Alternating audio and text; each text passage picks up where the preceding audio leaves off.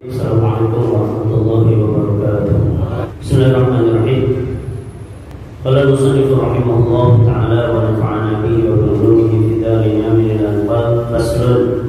Thumma ba'da al-Fatihati yaqra'u suratan aw ba'da suratin wa dhalika sunnatun. Law tarakahu sahhat salatuhu wa la yasjudu lis-sahwi. Wa sawa'un kanat as-salatu fardhatan aw nafilatan.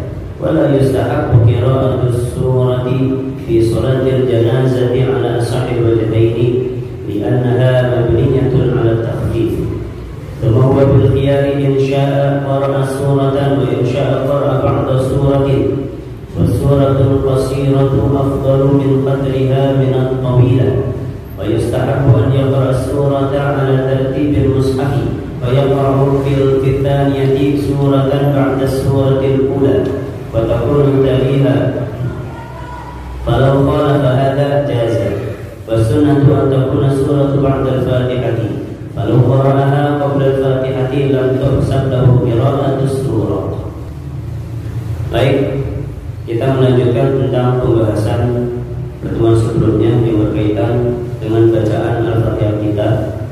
Misalnya sampaikan di sini pasal, kemudian setelah membaca Al-Fatihah hendaklah kita membaca surat dari Al-Quran selain Al-Fatihah atau sebagian surat, maksudnya penggalan-penggalannya saja, dan ini termasuk sunnah Nabi SAW. Bahkan dalam catatan kakinya disebutkan wa tata'adda sunnah bi ba'di surah walau ayat, dan tertunaikan kesunahan ini walaupun hanya dengan sebagian surat saja, walaupun sebagian itu adalah satu ayat. Ya, Bismillahirrahmanirrahim. Alif Lam Mim. Allahu Akbar. Saja. Ya, yang penting niatnya baca surat. Akan tetapi diberikan pernyataan oleh Imam Syafi'i di dalam kitab Al-Qur'an, minimal atau yang paling utama adalah 3 ayat. Ya, supaya apa? Supaya kita mengikuti surat terpendek atau tersedikit ayatnya adalah 3 ayat. Ya, apa saja Pak surat yang 3 ayat? Inna a'tayna, kemudian idza jaa, ya. Apalagi Pak? Wal asri. Nah, ini karena di dalam Al-Qur'an tertibnya minimal, ya, surat terpendek adalah 3 ayat, maka Imam Syafi'i lebih menekankan minimal 3 ayat. Ya, jangan 1 ayat banget gitu bahasanya. Kemudian kalau kita meninggalkan membaca surat, maka sholat kita sah-sah saja, dan kita tidak dianjurkan untuk sujud sahwi, baik sholat kita adalah fardu ataupun sholat kita itu sunnah, dan tidak dianjurkan membaca surat di dalam sholat jenazah menurut pendapat yang paling sahih. Kenapa? Karena tujuan dibuatnya atau diperintahkannya sholat jenazah adalah untuk diringkas. Kemudian kata musannif, dan menjadi pilihan kita boleh membaca satu surat sempurna atau kita membaca sebagian surat, nggak sampai sempurna. Akan tetapi surat yang pendek lebih utama, ya, dalam segi kedudukannya daripada surat yang panjang kalau tidak diselesaikan. Kemudian Imam Al-Mutawalli dan Imam Al-Baghawi bahwasanya surat yang sempurna lebih utama daripada sebagian surat walaupun panjang. Ya, walaupun panjang. Seperti apa? Sedikit dikiaskan seperti berkurban. Berkurban, tapi di dalam kurban itu kurban kita semua. Ini lebih afdal ketimbang kita rembukan rame-rame. Makanya di dalam fikih Syafi'i khususnya, berkurban dengan 1 ekor domba lebih utama ketimbang kita kolektif di sapi atau kolektif di unta. Ya, ini lebih afdal kita 1 ekor domba sendirian. Ya, Akan tetapi kalau kita mengurutkan urutan terbaik dan terutama masalah hewan, ya unta dulu, baru sapi, setelah itu baru domba atau kambing. Baik. Kemudian dan dianjurkan untuk membaca surat ini mengikuti tertib Al-Quran, mengikuti tertib mushaf Al-Quran. Maka kita harus membaca di rakaat kedua surat yang setelah surat rakaat pertama sebelumnya, dan begitu juga seterusnya. Sehingga di sini dicontohkan, jika kita membaca di rakaat pertama surat An-Nas, minal jinnati wan nas, rakaat pertama. Ini kan surat terakhir, Pak. Kan setelah surat An-Nas kan nggak ada lagi, maka kita nggak boleh mundur ke uluhu, muter ke depan. Ya, maka rakaat kedua dianjurkan harus awal Al-Baqarah. Walaupun panjang Pak Ustaz, yang nggak usah semua karena jumlahnya ada 2,5 juz gitu kan. Ketika salam hilang semua itu, ya, makmumnya. Baik, walaupun hanya satu ayat tadi, ya. Kalau mengikuti patokan Imam Syafi'i 3 ayat minimal. Kemudian begitu juga seterusnya. Maka kalau imam yang faqih di dalam keimamannya, setelah baca misalkan qul, maka dia tidak boleh mundur ke surat sebelumnya, ya, kecuali lupa. Baik. Kemudian kalau misalkan bertolakan, ini pun tidak masalah karena hukumnya adalah sunnah, sehingga tidak menyebabkan sholat kita menjadi berkurang pahalanya atau misalkan enggak diterima atau batal, enggak. Ya, ini kita menunaikan sunnah saja. Kemudian termasuk di antara sunnah Nabi SAW kedudukan baca surat itu setelah Al-Fatihah, sehingga kalau misalkan ada seseorang yang baca surat itu sebelum Al-Fatihah, maka surat yang dibaca itu tidak terhitung bacaan sunnah. Dianggap orang ini nggak baca apa-apa sebelum Al-Fatihah. Ya. Nah ini kalau orang memindahkan, ya, posisinya. Kemudian musannif sedikit memperingatkan kepada kita, dan ketahuilah bahwasanya apa yang kami sebutkan barusan dari mulai anjuran membaca surat itu adalah bagi imam, bagi orang yang sendiri, sholat sendiri, bagi makmum di dalam sholat-sholat yang dipelankan. Adapun di dalam sholat yang dikeraskan, maka makmum tidak boleh menambah bacaan surat selain Al-Fatihah saja.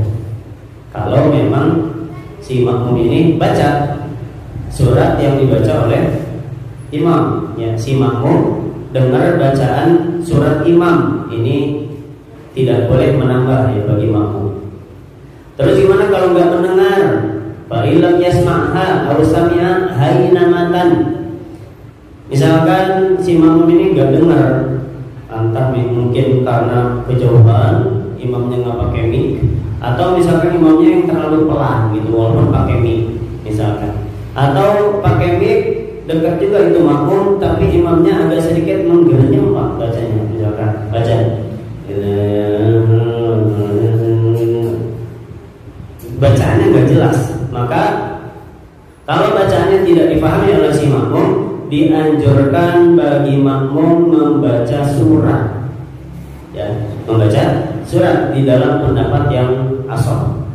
Akan tetapi patokannya tidak boleh mengganggu jamaah lain, ya, karena kehusyuan itu otomatis lebih diutamakan Pak, ya, walaupun tidak termasuk syarat dan rukun di dalam salat. Baik, pasal selanjutnya, as-sunnatu an takuna suratu fi subhi wa dhuhri min tiwalil mufassal, wa fil asri wal isya'i min awsaqil mufassal, wa fil maghribi min qisaril mufassal. Fa in kana imaman khaffafa an dhalika illa an ya'lama anna al-ma'mumina yu'athiruna taqwil. Pasal termasuk sunnah Nabi SAW membaca surat di sholat subuh dan sholat zuhur ini dari surat-surat Tiwalul Mufassal. Apa itu Tiwalul Mufassal? Tiwalul Mufassal, tiwal itu panjang, mufassal itu yang ayatnya pendek-pendek, Pak. Ya, yang ayatnya pendek-pendek. Batasannya gimana?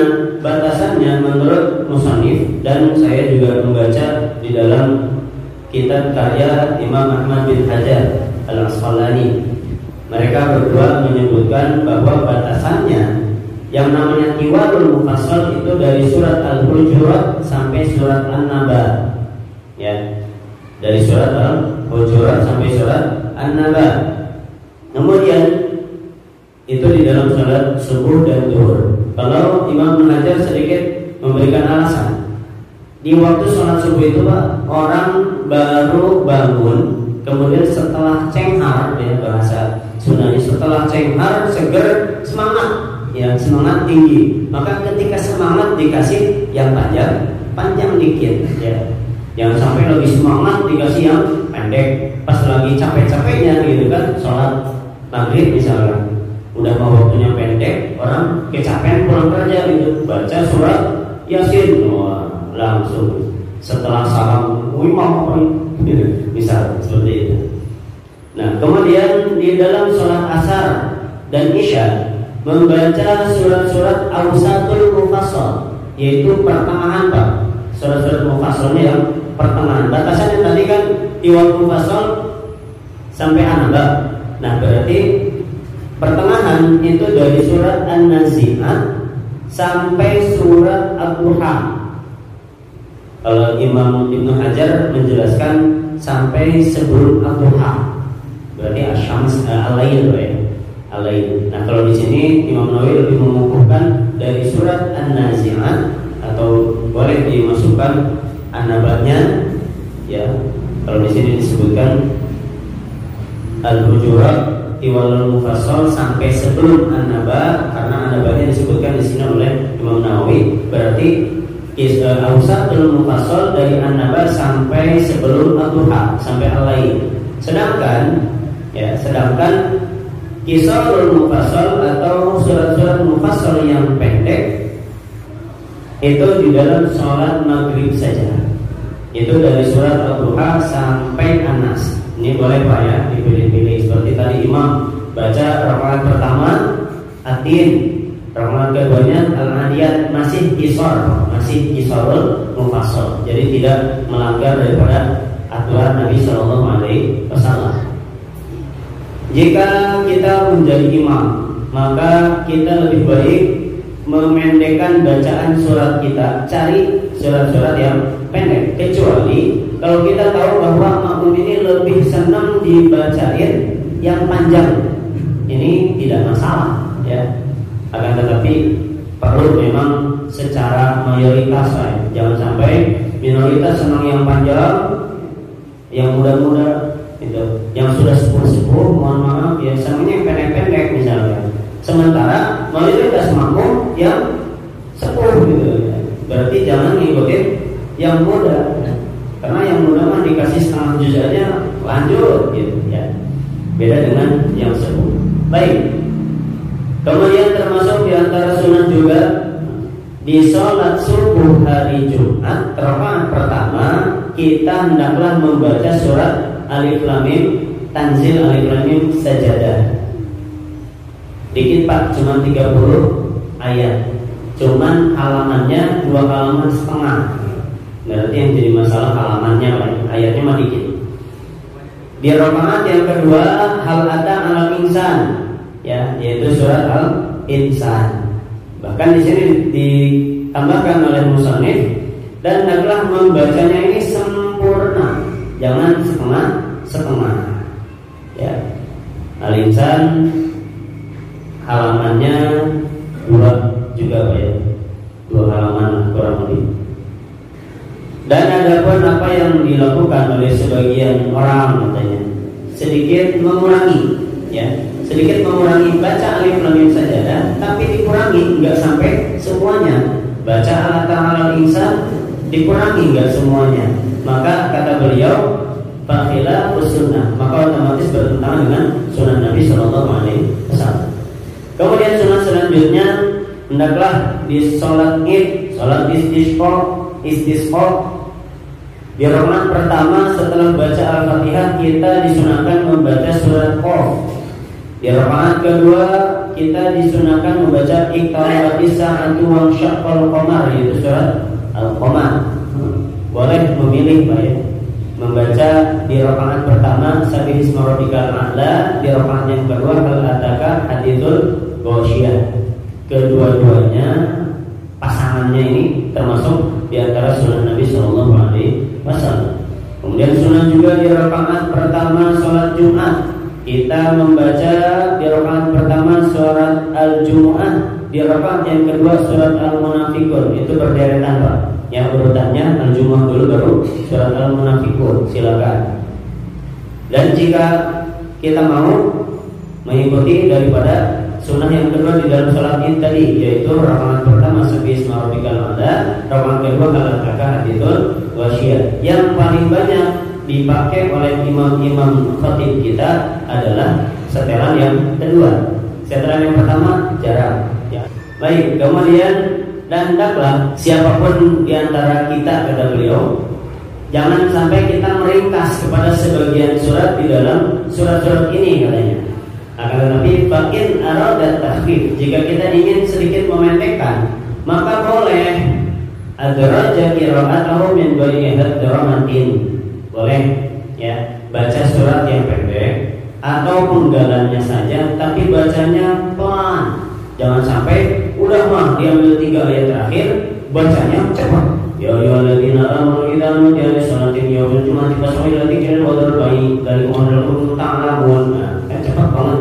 3 ayat nggak nyampe 20 detik ya, berarti terlalu cepat. Nah ini dihindari. Kalau baca sempurna maka boleh sedikit cepat. Kemudian di antara sunat juga hendaklah di 2 rakaat sholat sunat qobliyah subuh kita membaca di rakaat pertama setelah Al-Fatihah, yaitu surat Al-Baqarah ayat 136 yang bunyinya qulu amanna billahi wa ma unzila ilaina wa ma unzila ila Ibrahim. Satu ayat sempurna, agak sedikit panjang, kurang lebih 4-5 baris ya. Itu di lembaran terakhir juz 1. Kemudian di rakaat yang kedua qul ya ahlal kitab ta'alu ila kalimatin sawa'in bainana wa bainakum, itu adanya di juz 4 surat Ali Imran ayat 64. Satu ayat, itu juga sedikit panjang. Dan jika mau, ini menjadi surat favorit ya, di qobliyah subuh rakaat pertama baca qul ya ayyuhal kafirun. Berapa ayat Pak? 6 apa 5? Nah, di dalam rakaat yang kedua qul huwallahu ahad berapa? 4 ayat toh. Ini kedua-duanya kata musannif hukumnya adalah sunnah dan sah sebagaimana disebutkan di dalam Sahih Imam Muslim. Bahwasanya Rasul Shallallahu Alaihi Wasallam mengerjakan itu. Nah, kenapa ada riwayat Nabi baca rakaat pertama ini padahal sholat sunnah, di rakaat kedua ini ternyata ya, yang saya baca di dalam kitab diantaranya Ibanatul Ahkam ya, bahwa Nabi Shallallahu Alaihi Wasallam bacanya sedikit kencang. Udah ketemu ayat pertamanya berarti itu kuliah. Ya, akhirnya sahabat yang di samping Nabi meriwayatkan, oh Nabi tadi sholat sunnahnya rakaat pertama baca surat kuliah, rakaat keduanya qul huwallahu ahad. Langsung disampaikan kepada sahabat-sahabat yang lain yang ingin meriwayatkan hadis tersebut.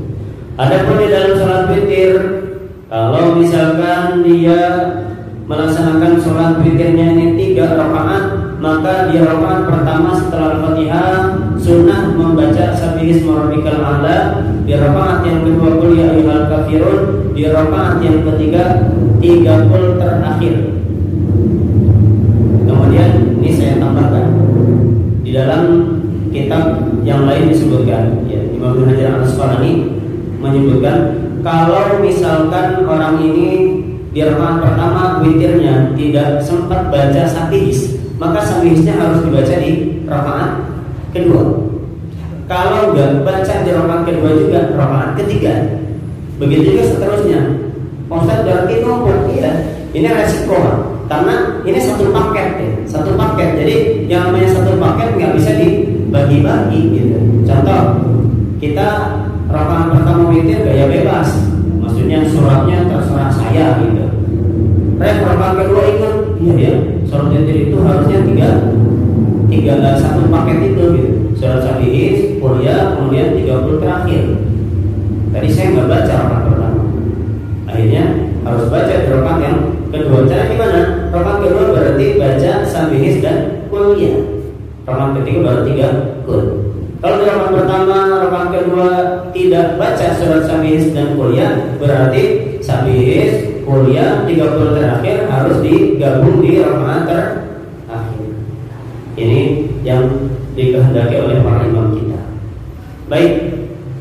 Kemudian dan semua ini yang kami sebutkan kata Imam Nawawi, ini ada hadisnya di dalam Sahih ya, dan selain riwayat Sahih juga ada. Kalau misalkan seseorang atau kita meninggalkan surat Al-Jumu'ah di rakaat pertama sholat Jumat, kemudian maka kita harus membaca surat Al-Jumu'ah tersebut di rakaat yang kedua, plus berarti dengan surat Al-Munafiqun ya, karena kembali itu adalah satu paket ya, sehingga tidak bisa dipisah-pisah.